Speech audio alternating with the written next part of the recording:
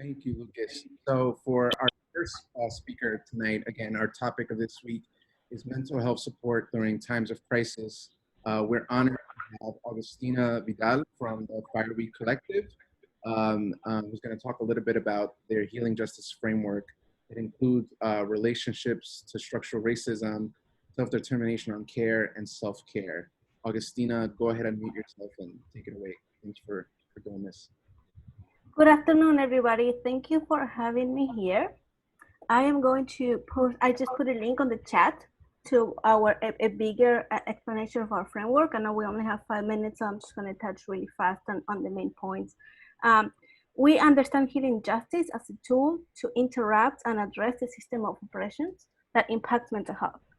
And healing justice is rooted in disability justice, racial justice, and economic justice. So if it's not financially accessible, it's not healing justice. If it's not led by disabled folks, it's not healing justice. Cara Page, we draw a lot from Cara Page. And our movement needs to be healing, or there is no point to them. Or as my coworker Elio Fukui tends to say, if we are fucked up, the revolution is going to be fucked up. So we sort of address that. And also withdraw from Healing by Choice, Healing Justice Collective in Detroit, that defines one of the principles of healing justice as being in right relationship with ourselves, each other, and the land. So for us, like, the first thing that you need to stop thinking when you're setting up a healing space is preparing exactly a healing space. So making sure about that you are communicating exactly what you're doing, and keeping in mind that healing justice is something that is very widely used right now, but that's not necessarily what you're doing, and that's okay. So we include immigrants specifically as people that we center, but a lot of other folks that do healing justice don't. So a lot of it is knowing our lane, and it's okay if that's not our lane, that we can all draw from these principles of healing justice in our work. So be very explicit about who is it for, who is going to be leading it, where and when. And we really, really stress that you use economy of words, because if you do like a whole paragraph before you get to where you are and you're addressing people in crisis, people don't have time for that. As we say, our framework doesn't reflect our work. Only our work reflects our work. So that's our first tip. So how can we set up a healing space? As I said, as an immigrant, healing justice spaces don't always include me. I come from the tradition of psychology of liberation. We have 3 mandates. Those mandates are to understand how oppressions impact our mental health and how we have internalized and reproduced that oppression, to exalt the virtue of our people, and to recover the ancestral medicine. Because through colonization, we have been told this is what medicine looks like, and they have erased our medicine and how we can recover that. So in the past 2 years, I have been very, very deeply embedded in studying disaster mental health, both in academia and also a lot of work of interviewing people, going door by door, and doing all these things. And I found a lot of hope in the difference between trauma and traumatization. They are not the same thing. Not all trauma is traumatic. Trauma is an event that happens to us. It's an event that we do not have the tools to cope with it yet, so it sends us into a crisis. But that not necessarily is going to traumatize us. And the number one indicator of how traumatized we're going to be is not the magnitude of the trauma, it's not the length of the trauma, it is the strength of your support network and your access to basic services like food, housing, basically social justice. So that gave me a lot of hope, because it means that we are not doomed on one place, because we receive so much messages that, oh, this happened to you and now you're doomed forever. And also because it tells me that we have what we need to do harm reduction and keep our community safe. And I think this conversation is very important right now in the context of defunding police and abolition, and thinking about the mental health system is racist. The mental health system is oppressive, like there is no question about that. How it disproportionately is a tool of the carceral state for people of color and also for people with mental health disabilities. You know, the only tool that the mental health system has is for psychiatry. So we have been working in disaster relief, thinking about knowing what we know now about trauma and traumatization. We often get called and say, can you give us services? And we have shifted into saying, we need less direct services and more investing in the protective factors for trauma.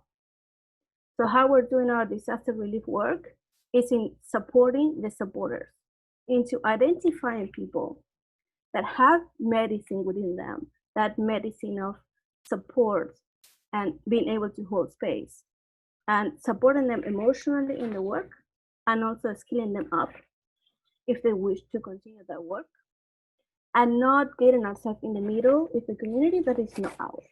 So if we're not going to be in the long haul for this community, we need to keep out, being visible, and just be supporting the people that are supported in whichever way we are being asked to be supported.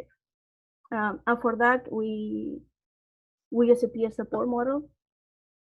You can go into our Vimeo. All our webinars are available for free, including a 6 hours training in emotional first aid from this break. And I wanted to do a final note before I pass it on to the next person, which is we also need to think very carefully about how the mental health system has given us this idea that healing is something that happens in this very specific place, usually a room that is closed and there's only 2 people and it's sterile and not political. And we need to be careful about reproducing that. And we need to be really think about like where the medicine happens, observing our community and where the medicine happens. And we will often see that the medicine happens sharing food, sharing music, being together. And it's fantastic to have these designated spaces where people can go and get a massage or something. But we also need to be careful that we're not reproducing that thing where somehow magically we get into these spaces and it's healing, right? Like it's divorced from everything that is happening out there, and bringing the medicine back into community and happen in community. And from a disability justice perspective, not only how we bring out the medicine in the community, but how do we bring medicine to folks that are not able in that moment to be in community? Who are we leaving behind by putting all our energy into public community space? I think my time's up. Thank you, Augustina. So we do have a few minutes actually for questions. And if folks want to ask questions, you can drop your name in the chat so I can call on you, or use the raise the hand function by hovering over your name and selecting raise hand. So yeah, thank you, Augustina. And if folks have questions, now is the time.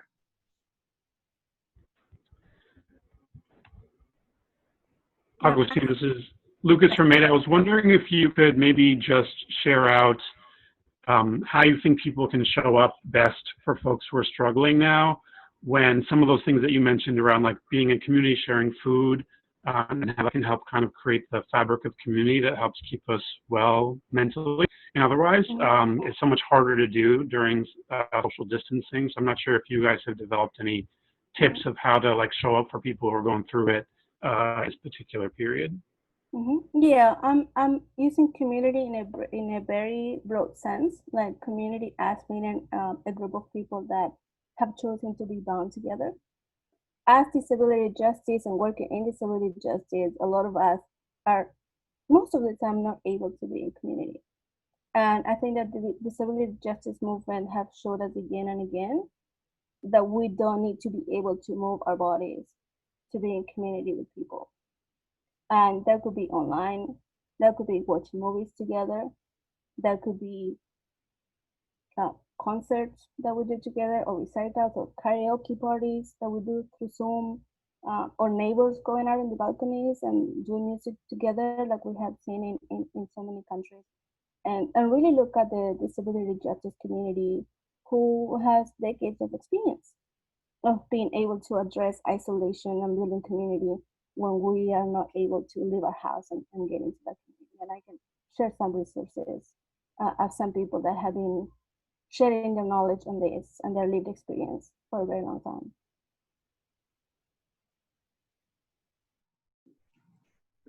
Any other questions for Augustina? There's one in the chat, but I lost it. Oh, Emily, can you share some examples of what supporters look like now while facing an epidemic? I think that might have been the same question, Lucas. Lucas, was that the question you read from the chat? No, I was jumping in with my own, so apologies. I am satisfied with that answer, so thanks so much. Yeah, and just to add, I spend a lot of my time in Puerto Rico, and now I'm not able to be in that community. So supporting folks in Puerto Rico that are doing this work means getting in WhatsApp, in a call with WhatsApp with them every day at 5 p.m. No matter what, we gotta show up. Maybe we can say, I don't have the spoons for this today, but show up, say hi to your friends, and let them know that we're here for each other if we need it.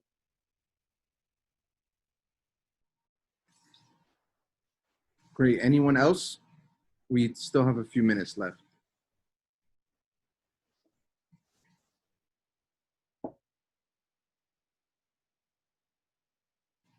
All right. Well, if there's no other questions at the moment, you can ask questions in the chat just at Augustina, so Augustina sees it, because I think private messages might be disabled.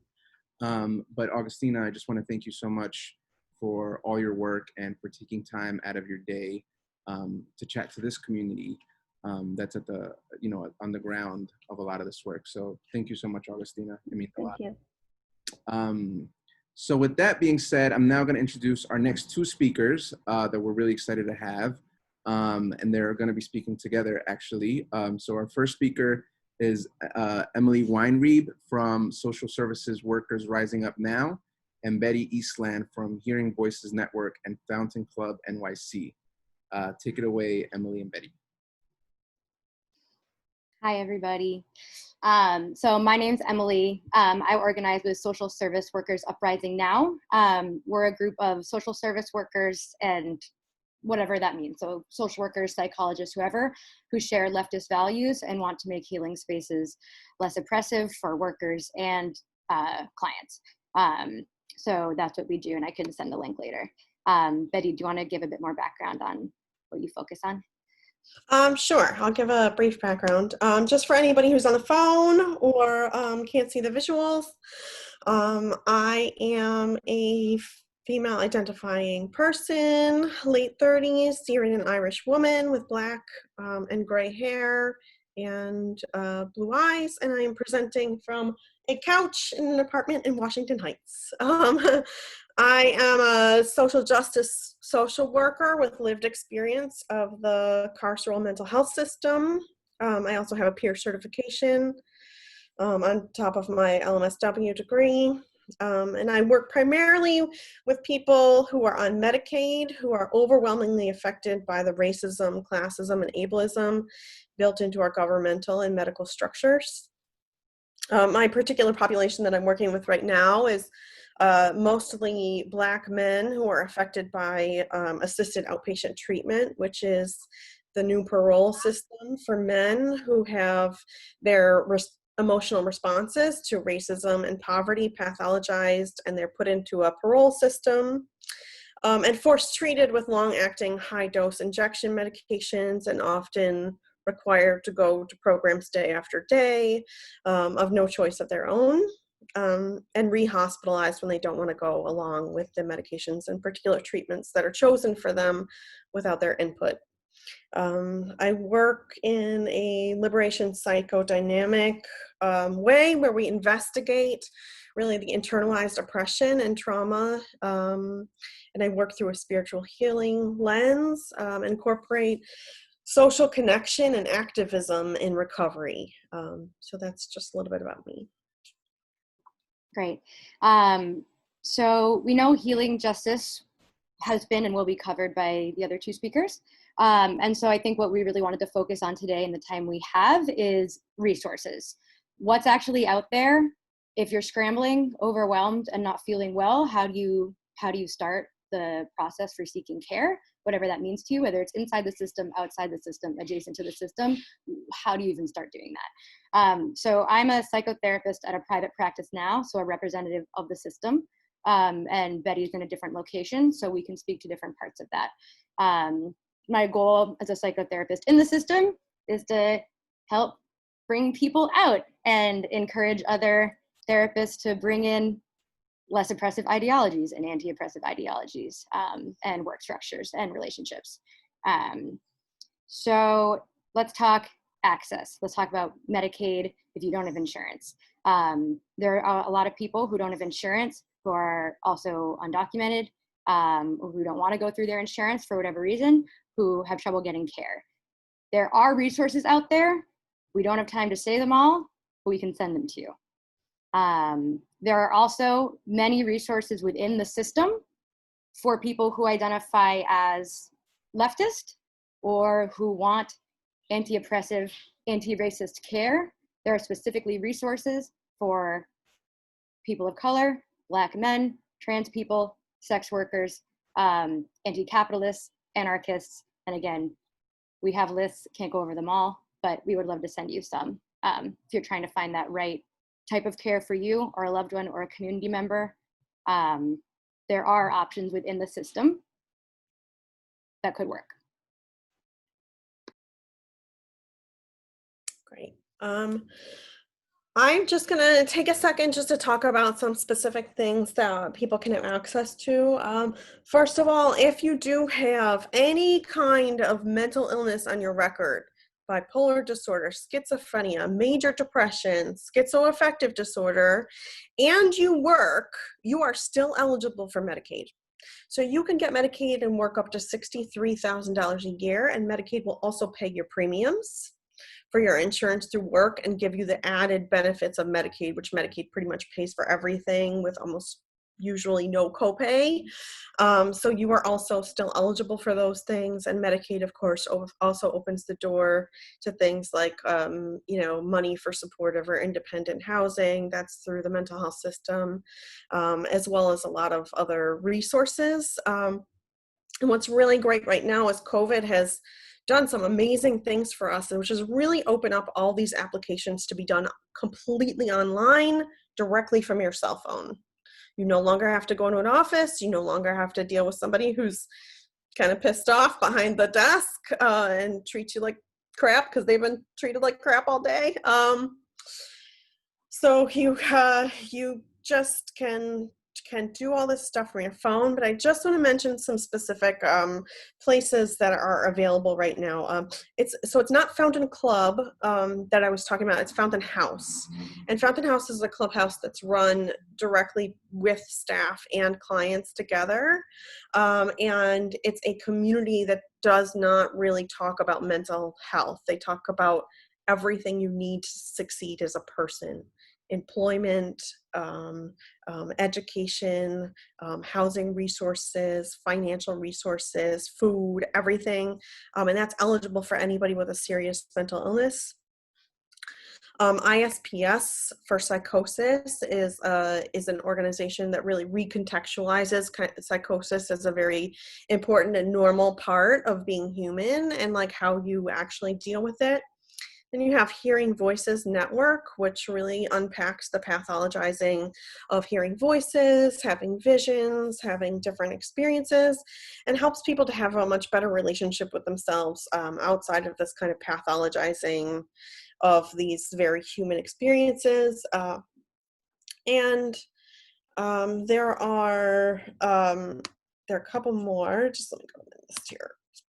And we can send these out.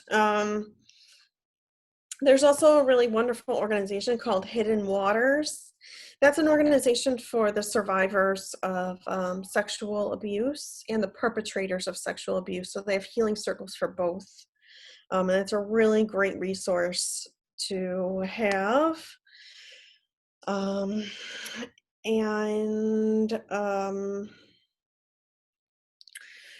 So there are many good resources out there. There's Invoice, which kind of oversees all the Hearing Voices networks, both in the United States and abroad. There's Mood Disorder Support Group. And there is, of course, the Institute for the Development of Healing Arts, which really offers some training in how to really create some mutual aid practices into your organization. Also talk to providers and people who are providing these services to really do this in a much better way that is about healing and not about pathologizing people's experiences.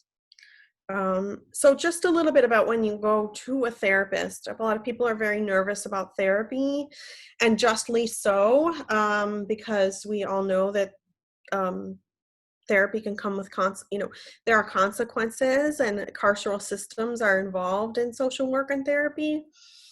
But one of the things you really want to know is if a therapist is going to provide you with the kind of support you want. If you want to get deep into the issues that are kind of causing a lot of like anxiety and kind of getting in your way, or there's a lot of emotional feelings that you don't really know what to do with, and you really want to get to the bottom of things, you really want to look for liberation frameworks, liberation psychodynamics, liberation psychology, because that's going to avoid a lot of what's been done by kind of our insurance organizations, which are to pay for short-term treatment that has short-term benefits.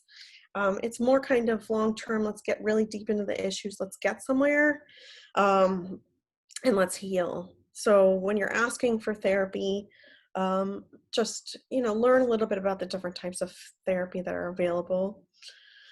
I also provide consultation for organizations really want to taking on the mutual aid or really want to revamp their existing mental health programming, because a lot are still really stuck in this kind of carceral system. Okay, so I'm all set. We can do questions. Yeah, thank you. Josh, are you taking stack, or do we just answer as we see them? I'm taking stack, but I noticed you were going to say something while Betty was talking. Or it seemed like you were. Were you going to say something? No. Okay, great. So let me see in the chat if I don't think we got anyone. I see Lucas, you asked something. 311. Well, yeah, let's open. Okay, so here's a question from Aiden. What was the name of the first organization or collective of social workers that Emily and Betty are a part of? Fellow social worker here. So I organize with Social Service Works Uprising Now, Swoon, and I can send the link to that. And Betty has not yet personally joined us, but she is always with us in spirit. So I see a question that says, if people don't have internet access on their phone, where should they go? And what's really amazing that is if you have Medicaid or you're eligible for Medicaid, all sorts of organizations that are now offering what's called care coordination, which are basically people who will individually help you with all of your paperwork needs. If you need to apply for housing, if you need to apply for any benefits, you can definitely reach out to New York City Well and get a referral over to care coordination. It's literally just like signing a piece of paper and somebody does an interview to find out what all your needs are. And they work with you. If you have a mental illness diagnosis or you have 2 physical diagnoses, they take everybody with that. They help them with all the paperwork and any of their paperwork needs and resource procurement needs. Also, I am personally happy to help anyone with this, like on a case management level or just helping you get your foot in the door. So feel free to reach out to me personally.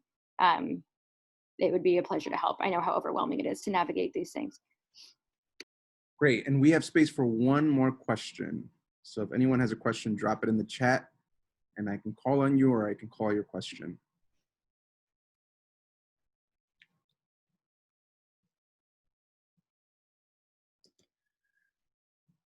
And we're going to give those, we're going to give you links to all of the links to send out for all of the different organizations that are doing mutual aid now, and also ways to kind of get in touch with care coordination, get in touch with a couple of the places that can provide you with some support. Yeah, thanks for that, Betty. And another thing that I forgot to mention at the earlier on the call is the chat gets saved. So anything that was shared in the chat publicly, the private message won't get saved. We'll be automatically capturing those links. So feel free to chat away and use it as much as you can. All right, so Emily and Betty, thank you so much. It was such a pleasure and honor having you both. These resources are incredible and much needed. So I know a lot of folks are probably going to tune into these links. So just, again, want to thank you both. And with that, I will now be introducing our third speaker, which we're also really honored and excited to have. And that's Jelani Fontaine. Jelani is coming to us from Third Root Community Health Center over in South Brooklyn, and is going to talk a little bit about addressing mutual aid and destigmatizing mental distress in the context of systemic injustice through programming such as their BIPOC gathering and offering support and community in times of grief and loss, which is I think that's a virtual town hall coming up. So with that, Jelani, take it away. Thank you so much, Josh. And also I want to thank everybody. It's really wonderful hearing about all the work that's happening, and also just the various kinds of support that's being created just through networks. It means a lot. So yeah, I'm Jelani. I'm from Third Root Community Health Center. I'm an acupuncturist and a registered nurse. And at Third Root, we're in Flatbush, Brooklyn, and we're a holistic healing cooperative. We're a worker-owned co-op and a holistic healthcare center. And what we focus on, I just ditto everything that's been said about healing justice. We really focus on the important notion that that healing as an individual is not separate from healing in our movements, that they are really one and the same, and that needs to be honored, and space created for individuals healing in community in order to do our work, in order to live our lives, in order to heal. And our work, we really strive towards being accessible. And because of that, we have a justice pricing system, and also most of our offerings are no one turned away for lack of funds. Many of them right now are specifically free, particularly for Black folks, for others who are just dealing with the pressure of state violence in the moment. And we also create access in different ways by really challenging ourselves and having conversations about what racial equity means, how we're impacted as an institution by colonization, all of our modalities that we practice, really trying to address that as a community. We have 4 different main modalities. We have acupuncture, we have yoga, we have herbal medicine and massage therapy. So one of the things that we really try to be is empowering for community, and within that empowerment, really challenging the idea that these kinds of healing should be in a spa environment and really separate from people's medicine, which is what it all is. So that's something that we challenge in a number of different ways. We have community acupuncture settings where people can be treated together in community. And because people are together in the same space being treated, each person can pay a much lower sliding scale fee versus a high fee. And then practitioners can still be paid, a fair rate. That's something that's really important for us. And when we create that sustainability for our community and also for all of us as healers. Let's see, we're also, one of the things we strive towards is to really be collaborative. We're doing a lot of work right now with Minka Brooklyn and also with the Flatbush Community Freedom School. We're trying to grow through this crisis in support, and really learning a lot from the different folks that we're in community with. So what I'd like to do is also just to highlight some things that are happening. And I don't know if anybody wants to put it in the chat for me, or I could do it when I'm finished speaking. But we've got a lot of different things that are coming up. We have the event, Remember We Are Water, which is a BIPOC healing gathering for grief and loss support, happening this Saturday. It's from 2:30 to 4 p.m. It's on Zoom. And there's a link here to the Facebook document, the Facebook event page. We'll be creating a virtual altar. We'll be making a water offering. We'll be practicing some Qigong together. It will be Spanish language interpretation will be available, and also ASL, and it'll be live captioned. We do also have a town hall that's coming up, and that's going to be on Saturday the 20th from 4:30 to 6. And we'll be offering art therapy, self-massage, and there will be an herbal offering as well. And we also, right now, as I mentioned, we have free programming available for Black community members. And if anyone is interested in attending a class for free or a program for free, they can contact us at our number, which is listed here, and or email our administrator, Francisco. We're also creating an herbal formula available for community that's called Power and Ease. And this is an herbal medicine formula that is supporting people who are dealing with trauma and PTSD, who are dealing with being re-traumatized by so many of the events taking place. And it's going to be available for free for Black folks, also for people who are involved in support and protest efforts, and anyone managing trauma. So we're going to have a distribution via pickup in our space in the next week or so. The other thing that is happening, I hope it's okay, I'm just tossing out a lot of different things. Well, something else that we're talking about is having another tapping workshop, which we've done before.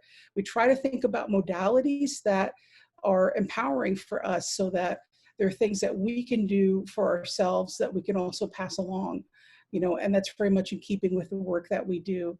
So I did include here a link to a document, a Google Doc, about emotional freedom technique, which is also known as tapping, which is using different acupressure points for dealing with trauma, pain, insomnia, you know, and a number of different issues that folks deal with. And there are ways of adapting it according to what you're dealing with. So other things I just really want to quickly address before I stop speaking. I think that one of the things that really is important for all of us right now is that we think about how holistic culture can be part of organizing culture in a really good way, how we can normalize things like checking in, checking out, and also just really address the pacing of our work and our meetings and our organizing to really meet the capacity of where people are in the moment. That's very much an empowering way of doing the work that we're doing. And that also helps support healers. And yeah, that's what I wanted to say. So I can go ahead, let me see if I'm having like copy and paste challenges, but I'm gonna go ahead and see if I can put all this into, yeah, it's gonna take me a little bit. Yeah, Jelani, and Lucas and I put a Facebook link to the events page of Third Roots, and we also put the event page of the event and workshops from the Third Roots website. That's great, thank you. Yeah, no, thank you. This is incredible, and so many good resources and events happening. We do have space for 2 or 3 questions. So again, if you want to ask questions, and sorry if I've missed the chat, I'm going to go through it, but please drop your name in here or directly ask your question so I can say it out loud.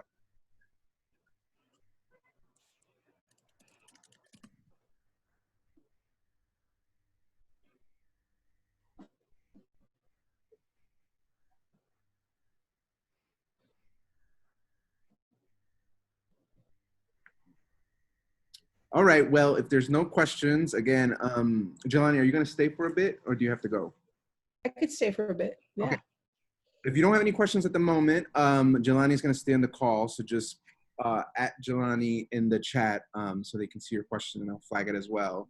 But with that being said, I just want to thank officially our our 4 guest speakers. We had Augustina Vidal from Fireweed Collective, Emily Weinreeb and Betty Eastland, and Jelani, who just spoke. And just thank you, all 4 of you, for making time and sharing all these great resources that we need at the moment. With that, I am now going to pass it over. Actually, I'm not going to pass it over to Lucas. We're going to go straight into announcements, and I'm going to look at the sign-in sheet to see who wants to make an announcement. So let's see.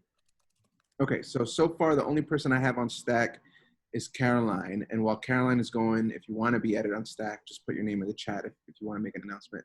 But go for it, Caroline. Take it away. Thanks. Yes, so now I'm speaking on behalf of not Mutual Aid NYC, but the collective I'm in Abolition Action, which has been organizing over the past year with political education, mutual aid, and organizing for prison and police abolition. And we are working right now on curating and assembling resources in a physical zine and a digital space for anti-carceral skill building for neighborhood like building pods or block pods of people that want to build skills together around maybe de-escalation, community defense against ICE, some of the stuff we talked about last week, mental health first aid, and other things that provide like other skills and resources for people instead of calling the cops. And I just want to invite anyone that might be interested in working on that to email me. I'll put my email in the chat again. We have a lot of resources assembled and at this point are looking for help in cutting them down and eventually helping get those distributed.